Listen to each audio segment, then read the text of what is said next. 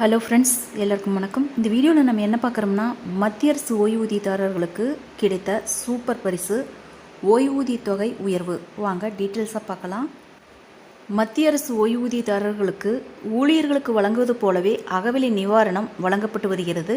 இந்நிலையில் இறுதியாக அறிவிக்கப்பட்ட அகவிலைப்படி உயர்வு அகவிலைப்படி நிவாரணம் பெறும் ஓய்வூதியதாரர்களுக்கும் சேரும் என்பது குறிப்பிடத்தக்கதாகும். மத்திய அரசு ஓய்வூதியதாரர்களுக்கு தற்போது அகவிலை நிவாரணம் 4% உயர்த்தப்பட்டு தற்போது 50% உள்ளது. உயர்த்தப்பட்ட அகவிலை நிவாரணமானது ஆயுதப்படை ஓய்வூதியம் பெறுவோர் அல்லது குடும்ப ஓய்வூதியம் பெறுவோர், சிவில் ஓய்வூதியம் பெறுவோர், பாதுகாப்பு சேவை மதிப்பீடுகளில் இருந்து ஓய்வூதியம் பெறுகின்றனர்.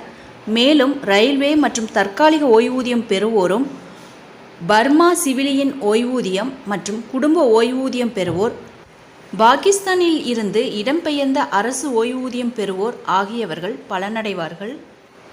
ஓய்வூதிய விதிகளின்படி ஓய்வூதியம் பெறுவோர் பல ஓய்வூதியங்களை பெற்றால் டிஆரை ஒழுங்குமுறைப்படுத்தும் சட்டங்கள் அப்படியே இருக்கும் என்று தெரிவிக்கப்பட்டுள்ளது. அடிப்படை ஓய்வூதியமாக மாதம் ரூபாய் 40,100 பெறும் நபர்கள் உயர்த்தப்பட்ட ஓய்வூதியத்தின் காரணமாக மாதம் ரூபாய் 1,604 உயர்வாக பெறுவார்கள். எனவே மாதம் ரூபாய் 20,050 அவர்களுக்கு ஓய்வூதியமாக கிடைக்கும் என்று தெரிவிக்கப்பட்டுள்ளது.